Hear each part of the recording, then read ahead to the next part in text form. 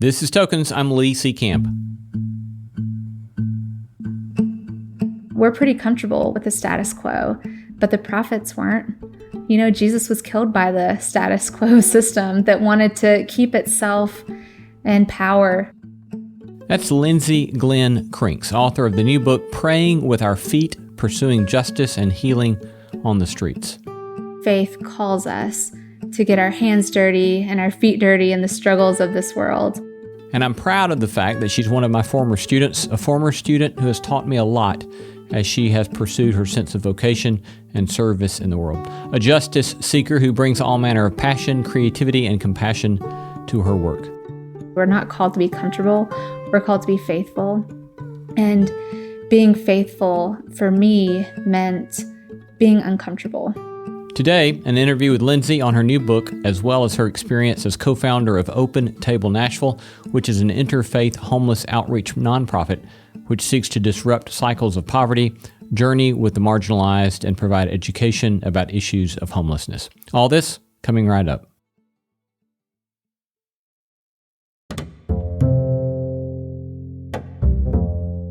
Grateful today to have a special opportunity to interview Lindsey Glenn Krinks, the author of a brand new book entitled Praying with Our Feet, Pursuing Justice and Healing on the Streets. Not only the author of a brand new book, which some people say is like putting a baby out in the world, she is also the mother of a brand new baby named Larkin Isaiah.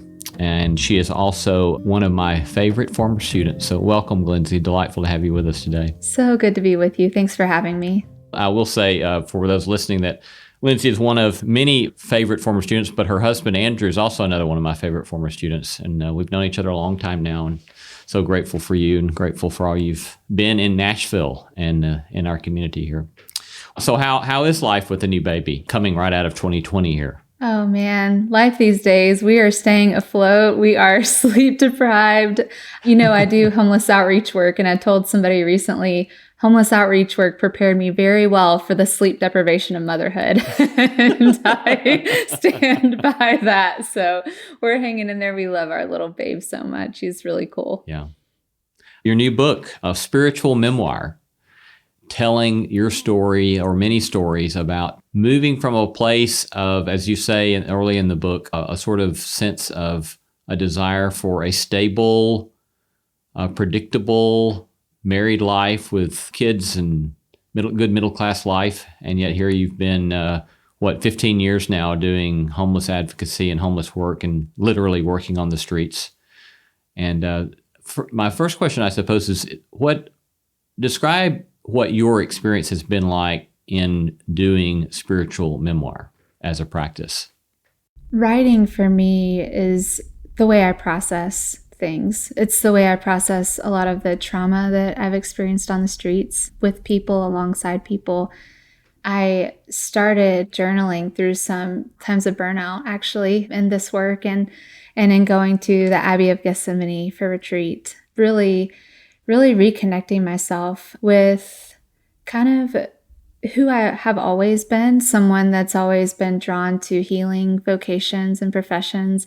I wasn't sure for a very long time what that would actually look like. I thought I would go into a medical field or physical therapy. Writing my story really helped reconnect me with my faith in a God of justice. It reconnected me with the prophets, with the gospel that is the most radical thing I've ever read. I could read any number of radical books or philosophers, and the Gospels and the prophets are still coming in number one for me. Writing is an act of discovery, I think is what Flannery O'Connor said. Yeah. And so to rediscover my roots, both in my family history of addiction, mental health issues, and even homelessness, but also to rediscover my place in it has been a really healing thing, actually. I can't say that writing has made me be able to make meaning out of the trauma that I've seen on the streets, but it's at least helped me to name it. And there is healing in bearing witness to the things we experience and have seen.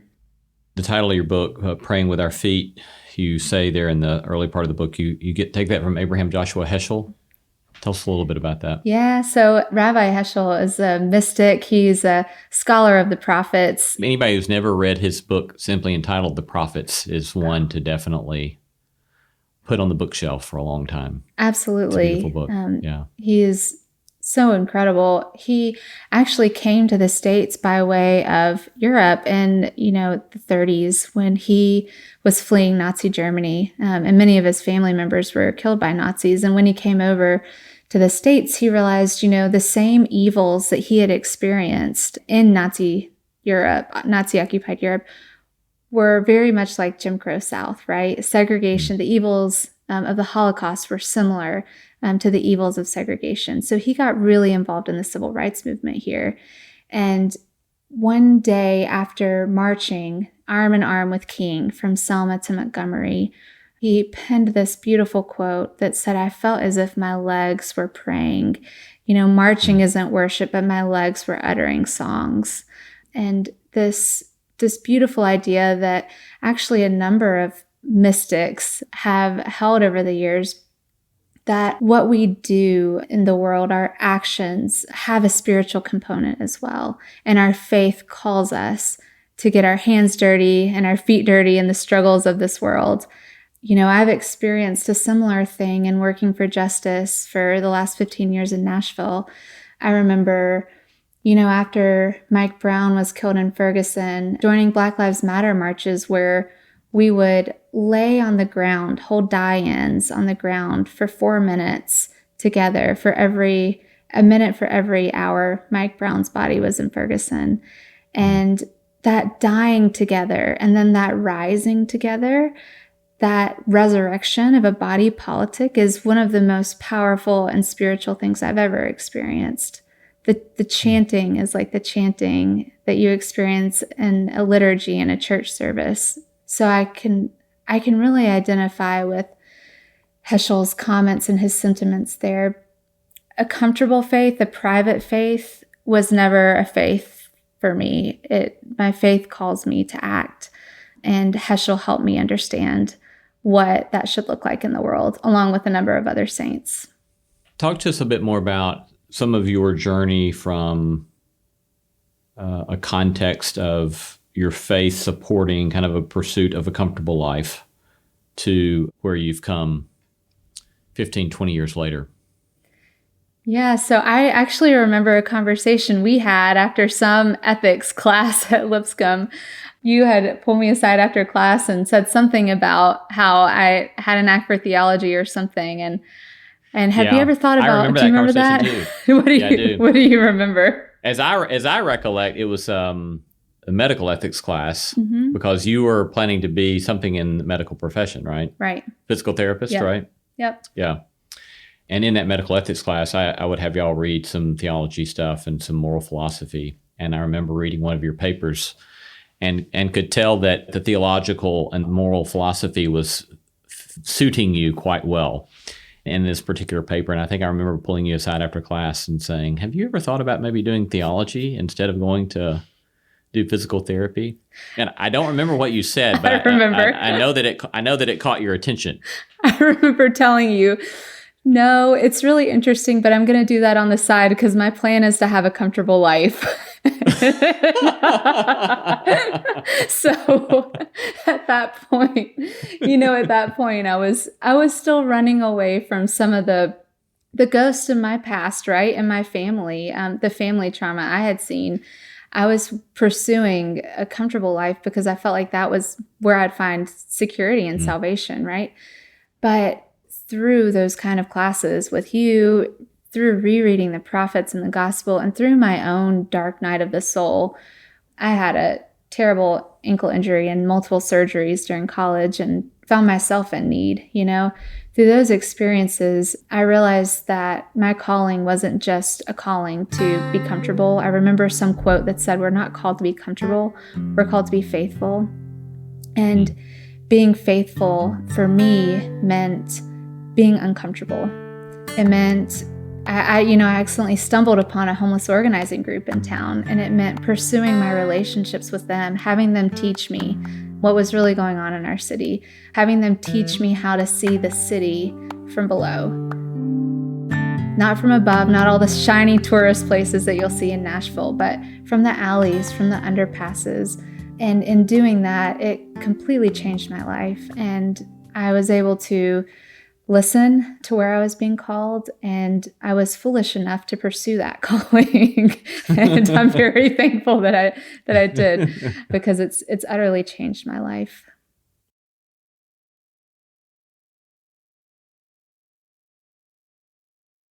Talk a bit about, as you began to do that sort of work, draw some pictures of the Nashville that you've seen that a lot of people are unfamiliar with. So the Nashville we see, I'm one of the co-founders of Open Table Nashville, a homeless outreach group here. And what we see on a daily basis is we see the forgotten and abandoned parts of our city. We see the footpaths behind the gas station, behind the Walmarts, behind the big box stores, and the industrial areas that lead back into these clandestine, outlawed encampments where people have resiliently made a home for themselves when our society was denying that for them. We've come across phenomenal campsites where people are taking care of each other, where they have generators, where some people have hospital wings and they take in uninsured people who can't get the services they need in our city because they don't have insurance, because they have been cast out by our political establishment, denying health coverage to them. They're being taken care of in these places.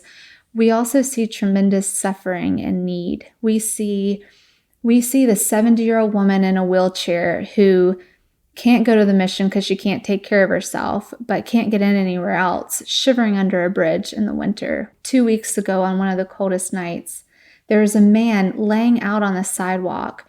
His hip replacement surgery was pushed back because of COVID, and he had a broken hip and a walker and was laying out on the sidewalk in the freezing cold weather. We see the mother renting a storage shed with her 2 children because she doesn't have housing anymore. She was evicted. We see the families that are doubled up in motels that are infested with bed bugs, are reeking of urine. These are the places that we go and the places we see on a daily basis. And it's abysmal. It's unbelievable that it's right here in our own backyard. You don't have to go to another country to see the kind of poverty that will make your heart just utterly hurt and that breaks the heart of God. So that is where we choose to go. That's where I believe Jesus would be going if he were here. You address in the book stereotypes or false presumptions about the nature of poverty or about the nature of what we call homelessness. But tell us a little bit about what are some of those common stereotypes? What are some of those common presumptions? And then talk to us a bit about your experience of challenging those presumptions. Absolutely. Our society looks at people experiencing homelessness and they see what's on the outside, right? But when you look at what's on the outside, it's like looking at the tip of an iceberg. You see the tip, but you don't see all the things underneath who make that person who they are, who got the person where they are. And I'm not talking about personal, problems or decisions. I'm talking about systemic issues. I'm talking about federal defunding of affordable housing for the last 30 years. I'm talking about the mass incarceration of Black and brown bodies in America. You don't see these things. You see the person and how they are right there. And it's so easy to judge where people are. But how many of us have made mistakes? How many of our friends and family members struggle with addiction issues, mental health issues, other issues, and are still in housing because they had the resources, because we had the privilege to access what we needed, right? Without falling out of these systems of care. I also think that when our society looks at people that are on the streets, all they see is need and all they see is deficiency. But when we look at people that we meet, we see strengths. We see people's incredible abilities to keep going, their resilience, their creativity. People survive things that I don't think so many of us could survive. I don't think I could survive. So I think It was Gustavo Gutierrez, one of the fathers of liberation theology. He said, the poor not only have needs, they have abilities, they have strengths, they have capabilities far beyond our imagining. There are nurses out there. There are college and graduate students out there.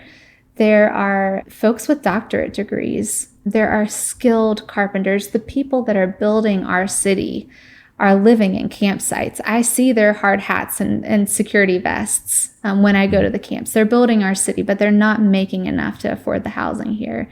So, people aren't just lazy. They're not people that just have needs and are sick. It's folks that have been cast out of these systems of care and of a life that could be flourishing.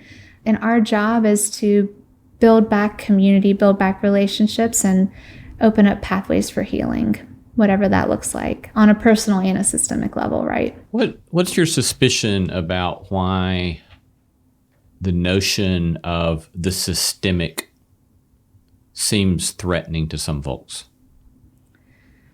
That's a really interesting question.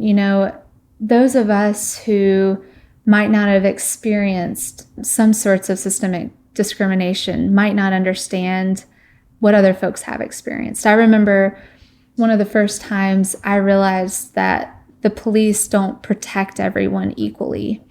When I was a very young outreach worker, I was going to Tent City to check on my friends there with some other outreach workers, and police officers were arresting one of the men there, and they were nailing up no trespassing signs. Our people on the streets who are poor, who are Black, who are brown, they get arrested for petty things like trespassing, like obstructing a passageway for sitting under an awning, like public intoxication, when the tourists downtown and the college students gone wild, right, are walking by them, stumbling over themselves, being more of a public nuisance than our friends sitting on a bench. Yet they are still the ones who get charged. They are still the ones that get arrested. What is happening here? This is social profiling. This is racial profiling. Those of us who haven't experienced that, those of us who haven't ever been in such a vulnerable place might not be able to understand that. So it's harder for us to realize that the system isn't built for everyone. The system is built for some of us who are white, who have a certain level of social standing. We're pretty comfortable with the status quo, but the prophets weren't. Jesus was killed by the status quo system that wanted to keep itself in power, wanted to maintain its own lordship, right? So it can be uncomfortable for us to see the system that benefits us not serving everyone. And it's easier for us to think it's their fault for not thriving in this system, when really the system was never built for them.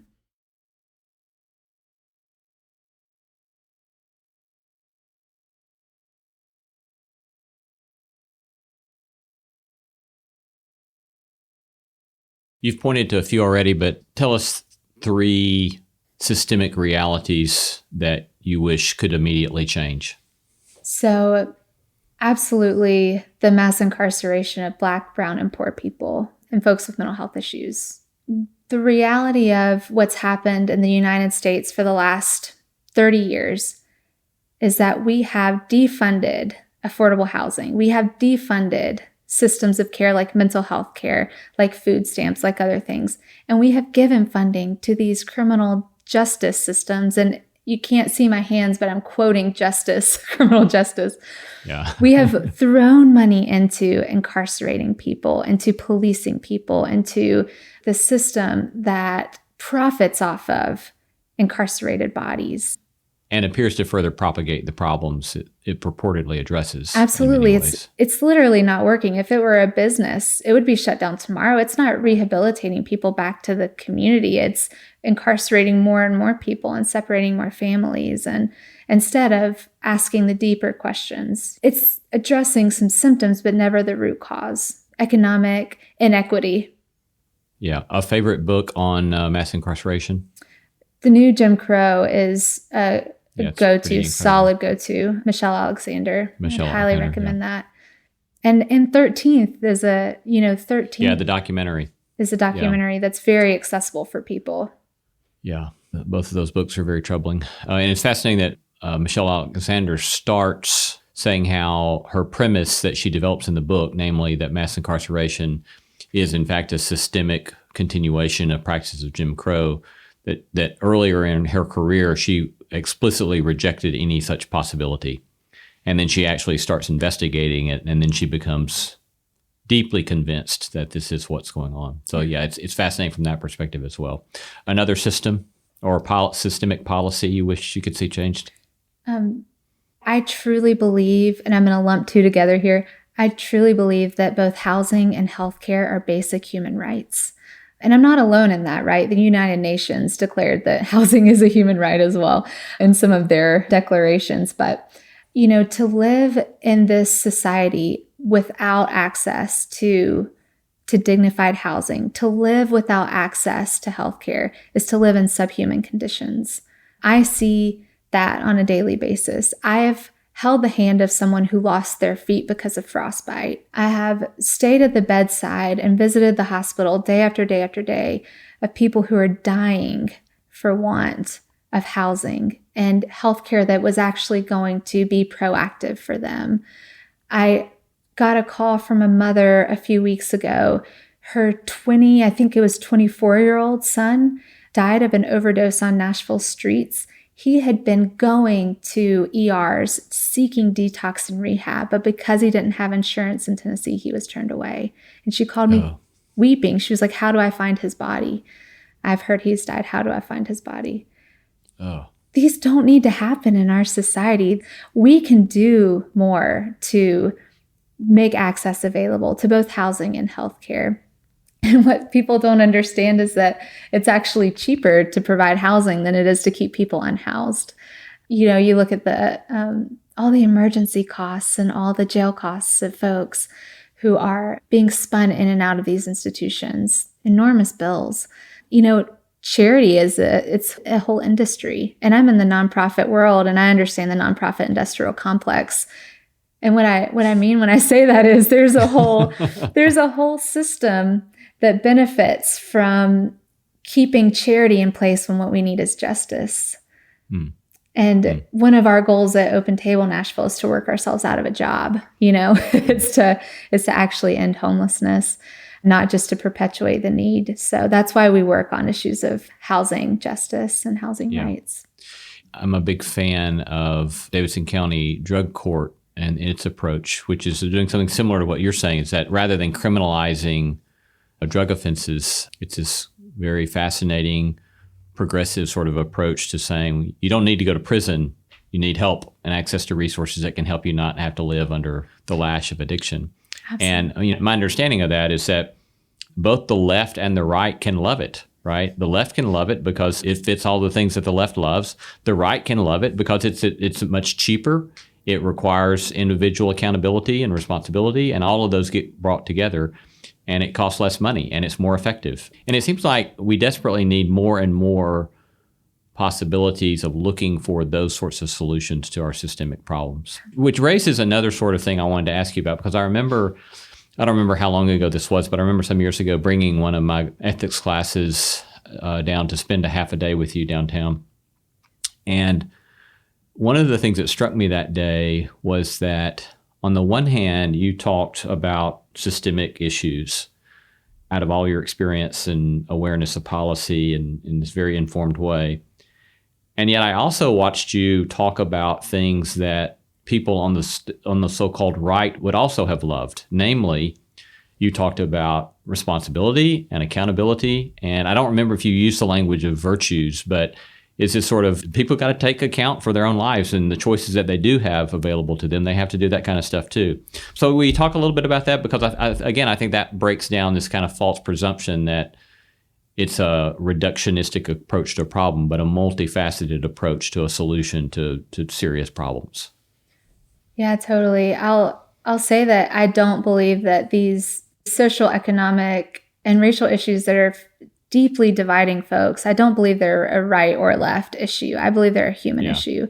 And I truly believe if we as Christians believe that the image of God is in every human being, then it is up to us to really take that seriously and to put our faith into action, creating a more just and equitable world. That shouldn't be, a political tennis ball that's thrown back and forth.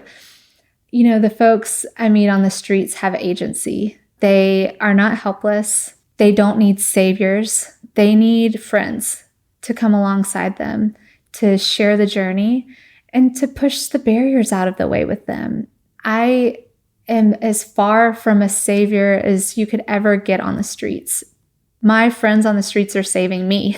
Like literally, I feel like I am a more liberated person because of the relationships I have formed and how much I've seen the hospitality, the radical hospitality and the faith on the streets. People need to have the barriers taken away. They need to know people are in their corner. They need the support and relationships that are in and of themselves healing. And they need to be empowered with the strength to tap into their own healing resources and the power that they have within them to take back their lives. This is not a charity approach, and I am not giving the power to someone else to do that, right? I am waking them up, helping to wake them up to their own power and agency. And that is healing.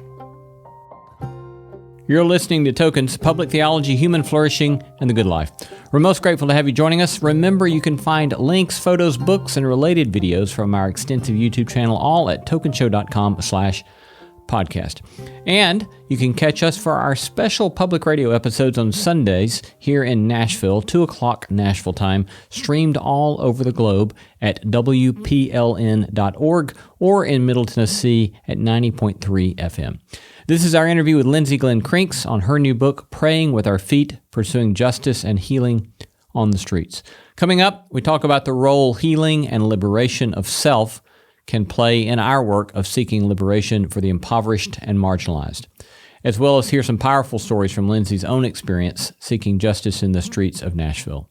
Part 2 in just a moment.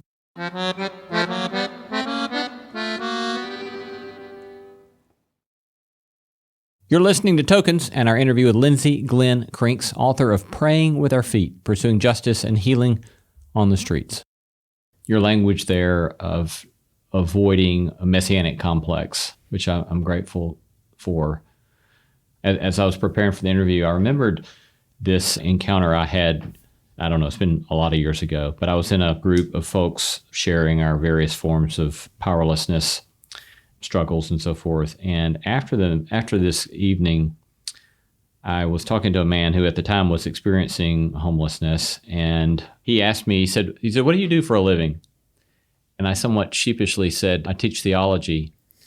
And given how vulnerable I had been that night about my own brokenness, I felt this kind of embarrassment about, being a teacher of theology and how messed up I am. And so I kind of acknowledged him and I said, "I guess that's kind of ironic, isn't it?" And he just very gently, he said, "Well, no, that actually makes perfect sense to me. You have some sort of longing to make sense of your brokenness. And so it would make perfect sense to me that you would teach theology for a living." I've remembered that for years now, And further along the path of dealing with my own brokenness, I've heard people talk about how very often it's people who are in helping professions who are actually often trying to deal with their own stuff. And so you've kind of intimated that in your book, but talk to us a little bit about that. In what way have you seen, both in writing the memoir and also in doing this sort of work, in what ways are you addressing your own brokenness, and in what sorts of ways have you seen particular kinds of brokenness that you had to deal with? So I think you're exactly right. I think all of us are always on the continuum of wanting to move toward healing, wanting to move toward wholeness. What that's looked like in my own life is I'm prone to overfunctioning. I'm prone to overworking. I'm prone to running myself down and damaging relationships because of this tendency to always be doing. I learned that, I think I have it in my blood from my maternal grandmother, who was always overfunctioning. She always needed to be needed. She was always, doing more, making herself everything to people and allowing them to kind of latch onto her for that. That's a really destructive tendency, especially when you're trying to live in healthy relationships. And I found myself a couple years into outreach work doing that and being that. And, I wasn't showing up in my marriage in the ways that I needed to, which I write about in the book. And I wrote in the book, I was like, I can't believe Andrew married me. Like, did he know it would be like this? I'd come home and stare at that line between the wall and the ceiling for hours on end because I was so burned out and not be there for him. One of the things I learned through not only therapy, which is very healing, I would highly recommend everyone do it and not just say, oh, gardening's my therapy or biking's my therapy. Like, no, like you need therapy too. I agree. We all I agree need with therapy you. too. I agree. So like in addition to doing my own work and trying to ask, what am I running from? Another question that comes up in the book. And all this overwork, what am I running from? I realized I was trying to prove my worth to people by what I did. And what I learned through the radical acceptance of my friends on the streets and the ways they took care of me in the midst of all of this is that my worth is not determined by what I produce. It's in who I am. I don't have to be good all the time. In fact, that desire to do everything and be everything is actually incredibly detrimental. We could look at white savior complexes. We could look at all kinds of things. I learned that I was worthy as I was because I was a child of God, because I was human, not because of anything I did. It's my friends that encouraged me to rest, to take a break, to try to be more whole myself. Yeah. So I truly believe that our liberation is bound up in the liberation of the poor and oppressed. And this kind of idea of co-liberation, we find our liberation together. I have certainly found my liberation in my relationship with people on the margins. And that's one aspect of it, one way that that's happened for me. I know in doing the kind of work I do, especially in my 20s and 30s, I still have to watch it, but especially in my 20s and my 30s, reading theology that was grounded in history and lived experience of the brokenness of the world oftentimes led me to immense anger and deep resentment. And in time, of course, I found out that living with that kind of anger and resentment doesn't work too well. So is that part of your experience, or are you one of those good souls that doesn't have to process anger that way? Oh, I am not a good soul that doesn't have to process anger that way. I don't believe anger is bad, but I do believe that we have to find ways to channel the anger we feel. I believe that some anger is righteous, but the problem is that I remember reading in seminary, about a book that distinguished between hot and cold anger. The author said, and I write about this in the book as well, the writer said, hot anger is that anger that will burn you up to bitterness, to resentment. It will burn you in your relationships. It will burn bridges. It will burn others. It bounces around. It's chaotic and destructive.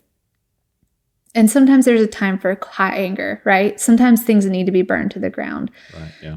And I truly believe that. And there's this other kind of anger. There's a cold anger that we can cool our anger and we can channel it into something that's constructive, that's productive, that's effective. Yeah. And I believe in channeling not only individual anger, but also collective anger. And through community organizing and activism, we try to channel that anger into cool ways, right? Into targeted ways that will change policies, that will change our city, that will change the hearts and minds of our decision makers and make it better for people on the bottom. I do believe that bitterness will eat us up from the inside out. Resentment, cynicism, these things will leave you high and dry. There's nothing healing that can come from them. Yeah. But anger is a very interesting and dynamic emotion. The question is in what we do with it. And if, it's been said, if we're not angry, we're not paying attention. So what will we then do with that anger?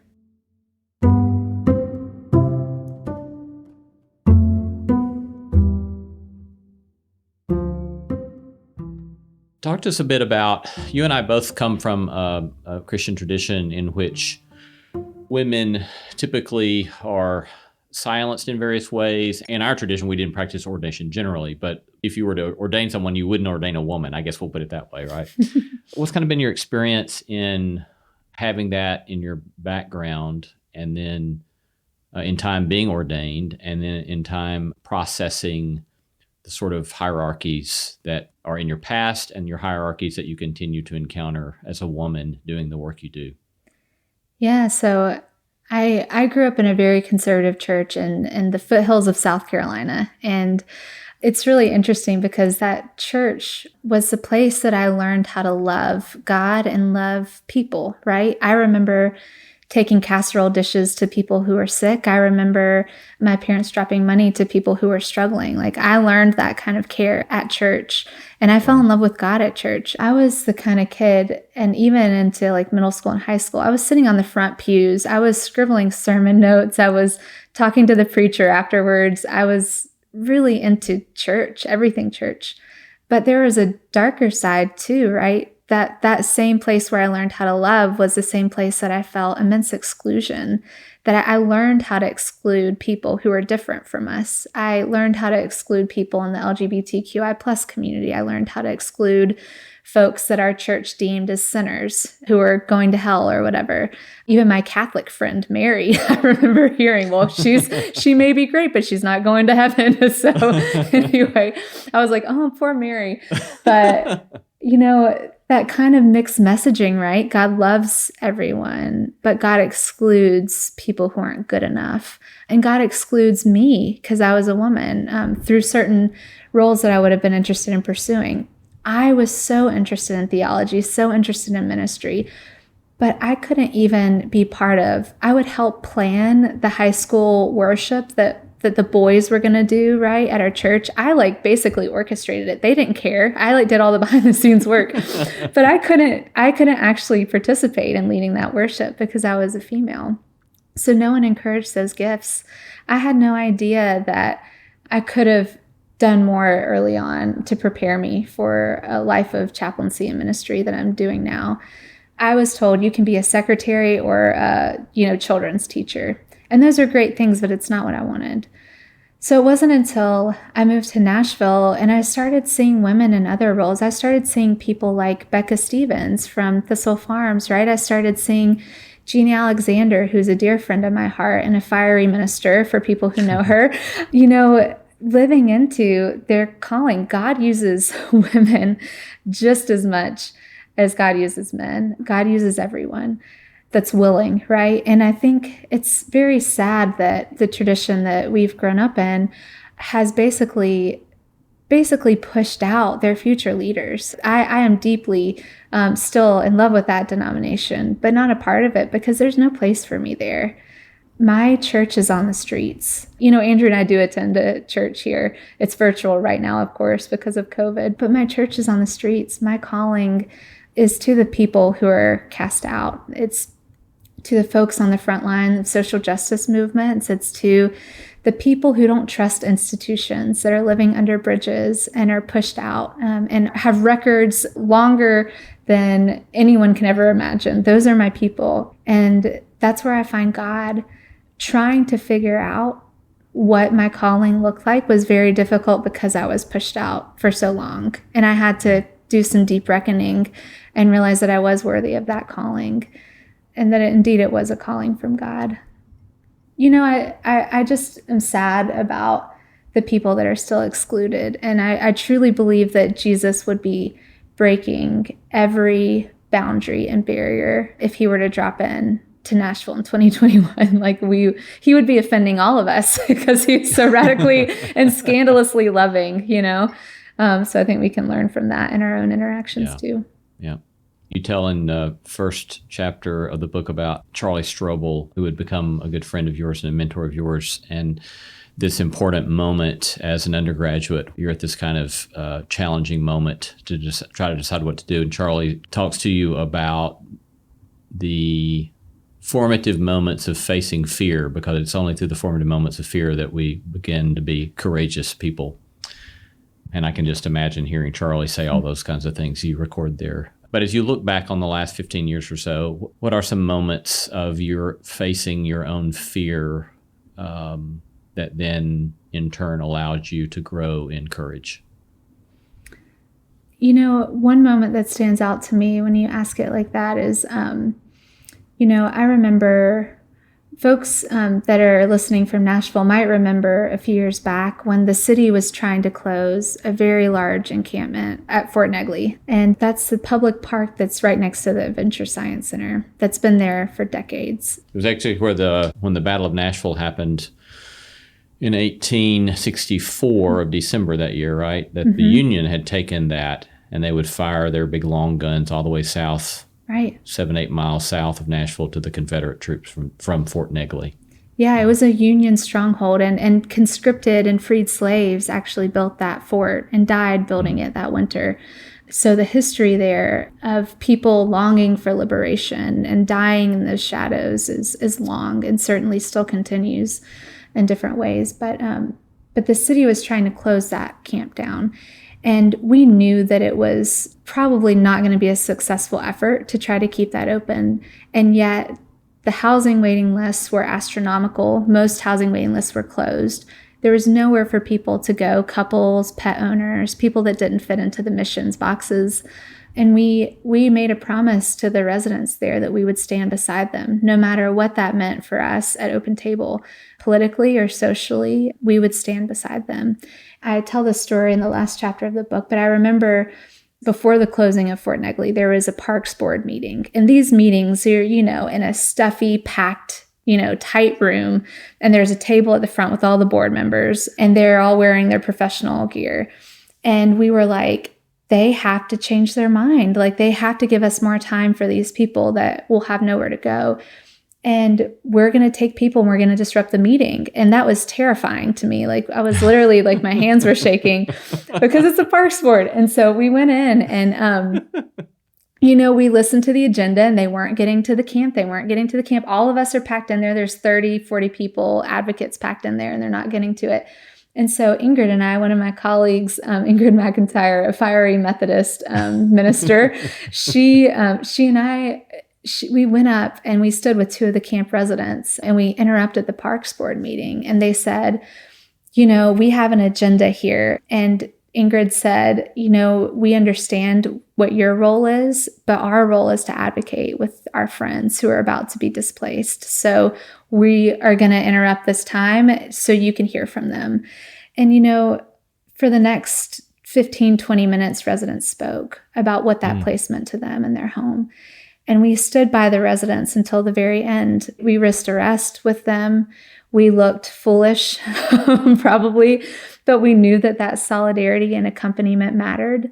We worked with a lot of other service providers to get a lot of folks into housing. And then the rest of the folks got hotel vouchers instead of, being booked into jail, which was a huge win. But then the city still demolished the camp. They took out almost every tree. They left it looking like a wasteland. They demolished everything. And so I would say, I feel like I've taken a vow to stand on the side of the poor, no matter what that looks like or what will come from that.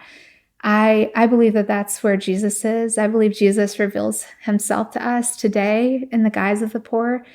And what that looks like in the face of homelessness in Nashville is that sometimes we do campsite defenses with people. Sometimes we place ourselves in risk of arrest too. Sometimes we make ourselves very unpopular with the powers that be and look foolish. And we are willing to do that again and again. I believe that God loves a good holy fool. The prophets were holy fools too, that were pretty pushed out of their towns too. But we've got good company there, maybe. But yeah. I would love to hear maybe a story or two as you think back about, you said a moment ago, you think that a lot of us couldn't survive what a lot of your friends on the streets have survived. Who's a friend of yours currently or a friend from the past that you think of when you think of someone who has, against all odds, persevered and kept on going? One of the people that I think about is a man named Ken, and I write about him, Ken Goslin. I met him when he was in his late 40s. He was sitting in a wheelchair at the library park on a very hot summer day. We were both dripping with sweat, and he held up a piece of paper to me, and there was a word on it that said help. And I went over to him and I realized that Ken couldn't talk and he couldn't walk because of a tumor. So picture a man on the streets. He cannot communicate, he can't talk, and he can't walk. And this is not an accessible city. And we formed a relationship. I said, okay, we're going to figure this out. You write to me on the paper and I'm going to do what we need to do. And I gained his trust. Ken told me more about his story. You know, he was born to a mother out of wedlock. His mother was 16 or 17, and she put him up for adoption. And he cycled in and out of different foster homes. He endured every abuse you can imagine. Had stints where he was locked in the basement alone, without food or water, for days at a time. When he was young, he hit the streets at 14. He left home, and he traveled the country working. He was a chimney sweep, he went east to west coast. And then the tumor in his 40s took away his ability to work. So he was confined to the wheelchair on the streets. Despite this, Ken had a wicked sense of humor and taught me more about resilience than anyone. I think I remember when he finally got a phone, he would text me and he'd say, you know what people like about me? And I was like, what, Ken, your mullet? And he was like, no, that I can't talk back. They like that. That's why people like me. And I was like, I'm pretty sure that's not, because you do talk back. It's interesting because you wouldn't think of Ken as a success story. Like, we never got to write down on a piece of paper to put in a grant that Ken was housed. Ken died in a hotel off Murfreesboro Pike when he was never fully housed. But he died a freed man. He had us play Freebird at his memorial because through his death, he found community in those last months and acceptance and belonging because of his own healing resources and because of those of us who had come alongside him. People never know when they look at someone from the street what they have gone through, the horrors they have endured and survived. People are survivors. I am humbled and amazed.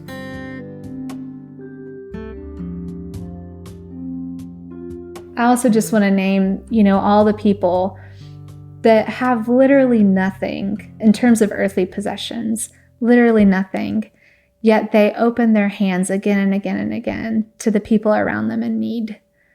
I have seen more faith and hospitality from homeless encampments in Nashville than I've seen at most of our churches and from most of our churches. I've seen people open their tents to people who have just gotten out of surgery, people that share their canned goods and their food stamps when they have nothing. And those of us keep clenching our possessions with tight fists, right? Every day we're given a choice to open our hands or close them to our neighbors. And the people I've met have encouraged me to open it wider and wider and wider. And that is humbling, so humbling. It's the widow's mite, right? It's that story told today, living itself out among us. Yeah. Been talking to Lindsey Glenn Krinks, a recent brand new author of Praying with Our Feet, Pursuing Justice and Healing on the Streets. Thank you, Lindsey. I'm grateful for you, and I'm grateful for what you do, who you are in our community, and for your friendship. So good to be with you. So thankful for you too. You've been listening to Tokens, Public Theology, Human Flourishing, the Good Life, and our interview with Lindsey Glenn Krinks, street chaplain for Open Table Nashville, and author of Praying with Our Feet, Pursuing Justice and Healing on the Streets. Please remember to subscribe wherever you get your podcasts and refer us to a fellow podcast listener. Got feedback? Well, we would love to hear from you. At least we loved hearing from most of you. Email us, text, or attach a voice memo and send to the address podcast@tokenshow.com. Our thanks to all the stellar team that makes this podcast possible. Executive producer and manager Christy Bragg of Bragg Management, co-producer Jacob Lewis of Great Feeling Studios, associate producers Ashley Bain, Leslie Thompson, and Tom Anderson, our engineer Carriot Harmon, production assistant Kara Fox, music beds by Zach and Maggie White, and our live event production team at Stonebrook Media, led by Phil Barnett. Thanks for listening, and peace be unto thee. Tokens Podcast is a production of Tokens Media, LLC, and Great Feeling Studios.